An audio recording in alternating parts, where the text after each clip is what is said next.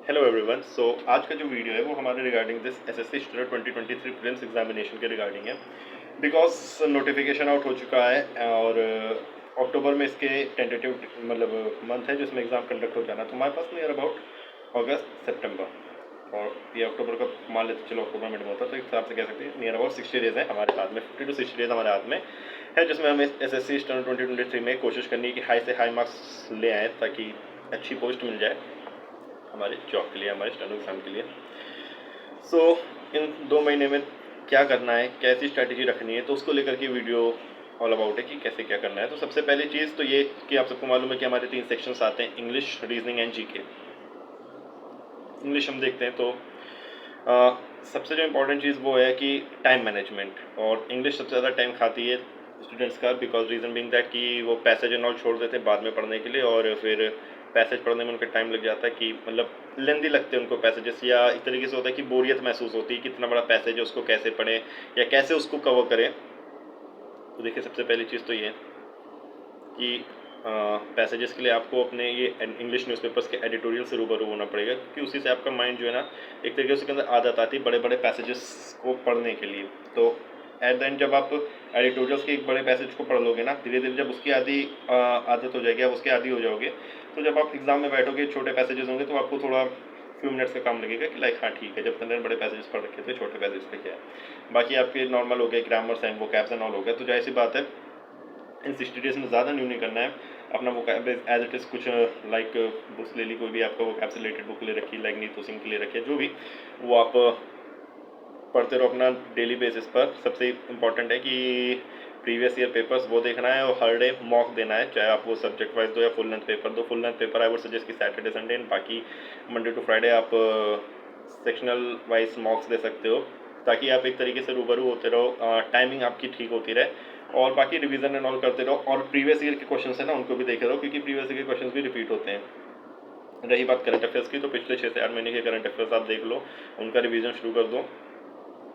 और ये हो गया जीके का पार्ट कि करंट अफेयर्स देखना हो गया, प्लस रही बात बाकी बेसिक जनरल नॉलेज की, स्टैटिक की, तो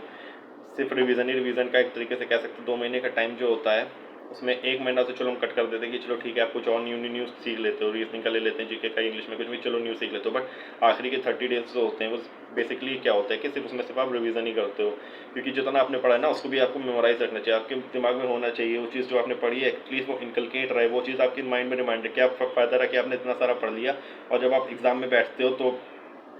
इतनी सारी चीज़ें उसमें से बस कुछ ही चीज़ें याद रहती हैं। तो लास्ट 30 डेज मेरे सजेशन में तो ये रहता है कि आप जो चीज़ें पढ़ चुके हो उनको रिवाइज करो, जो चीज़ें आपने कवर अप कर रखी है एटलीस्ट वो आपके माइंड में इनकलकेट रखे कि उससे क्वेश्चन आएंगे तो आपको याद रहेगा, आप आंसर दे पाओगे। इसका कोई मतलब नहीं रह जाएगा कि आप आगे का और नए नए नए नए नए कवर करते रह जाओ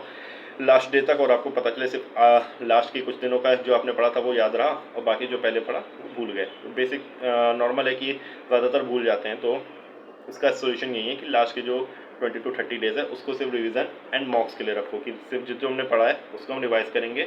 और मॉक्स लगाएंगे, और जो हमने पढ़ा है जिसको रिवाइज कर रहे हैं ना उसमें कोशिश करेंगे कि मैच टू मैच लाएं। जैसे मान लो आपने जितना कंटेंट पढ़ा उसमें आप मैनेज कर पा रहे हो कि 160 नंबर या 150 नंबर बन पा रहे हैं, तो मॉक्स के थ्रू आप ये इंश्योर कर लो कि हाँ 150 160 नंबर तो कम से कम बनने ही बनने हैं। इस हिसाब से मतलब जितना आपने पढ़ा है ना उसके हिसाब से। बाकी अगर फिर भी अगर कुछ रह जाता है या आप ब्लैक कर जाते हो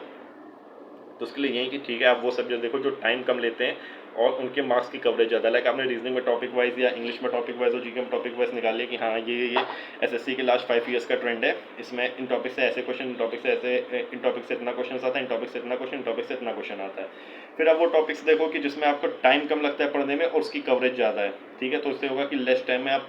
मोर आउटपुट दे पाओगे। इसका कोई मतलब नहीं कि आप ऐसे कॉन्सेप्ट पे 2 या 3 दिन लगा दो जो सिर्फ आपको 1-2 नंबर दे दे, और रैदर देन आप उस कॉन्सेप्ट पे लगा दो जो उसको आपको आपको मतलब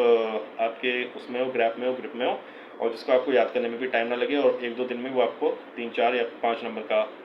आपको मार्जिन दिलवा देता है। सो इस चीज़ के मेंटालिटी मतलब आई मीन कि दैट एक स्ट्रेटजी अपने हिसाब से ऐसे ही बनानी पड़ेगी। बाकी सबसे इंपॉर्टेंट चीज़ तो ये होता है कि पैनिक नहीं करना होता है, सबसे इंपॉर्टेंट चीज़ होता है कि ये मेंटल लेवल पे स्ट्रांग होना होता है। बिकॉज सबसे ज़्यादा क्या होता है कि नर्वसनेस आ जाती है कि यार एग्जाम आ रहा है। बेसिकली सबसे इंपॉर्टेंट ये है जो फर्स्ट टाइम उतरने जा रहे हैं एग्जाम के लिए एसएससी 2023 के लिए, क्योंकि जो पहले उतर चुके हैं तो उनको एक पता है कि हाँ कैसे क्या एटमॉस्फेयर होता है, किसी भी एग्जाम के लिए उतर चुके हैं एटमॉस्फेयर कैसा होता है। बट जो पहली बार उतर रहे हैं उनके लिए एक नर्वसनेस टाइप की होती है कि लाइक वहाँ जाएंगे कैसे क्या एग्जाम होगा, कैसे कंप्यूटर बेस्ड सिस्टम के जो सीबीटी होता है कैसे होता है, क्या कहीं हड़बड़ा ना जाए। तो हड़बड़ाहट या हिचकिचाहट वो बहुत अंदर रहती, तो उसको परे रख करके सिर्फ अपने एग्जाम और कंटेंट पे फोकस करो। मॉक्स करो, हाँ हो जाता है कभी कभी होता है कि मॉक्स हम लगाते हैं बहुत ही लो स्कोर बनता है, या हम फुल लेंथ मॉक्स लगाते हैं तो बहुत ही लो स्कोर लगता है। तो उससे ये नहीं कि आप उसको देख के डर जाओ कि हाँ अब मैं एग्जाम में जाऊंगा तो भी इतने नंबर में नहीं। हो सकता है कि आपने जो मॉक लगाया वो काफ़ी हाई लेवल का हो, ठीक है, तो उसको लेकर के डरना नहीं है। बस एक बार मॉक्स लगाया, नहीं नंबर बने कम बने, उसको एनालाइज कर लिया कि हाँ चलो इस टॉपिक की वजह से मेरा रह गया या इस टॉपिक की वजह से रह गया, या मैं ये कर लेता तो इसमें नंबर हाई हो सकते या नंबर इंक्रीज हो सकते थे। तो बेसिकली इन सब चीज़ों को देख करके अपने आप को डिमोटिवेट नहीं करना है, अपने आप को हर दिन अपने आप को मोटिवेटेड रखना है कि हाँ you can do it, you will do it. तो इस तरीके से करना है, क्योंकि मेंटल लेवल का सबसे बड़ा गेम किसी भी एग्जाम में होता है मेंटल लेवल का। तो मेंटल लेवल पे स्ट्रांग होना है। बाकी जो मैंने बताया कि लास्ट 20 to 30 डेज अपना रिवीजन के लिए रखना है।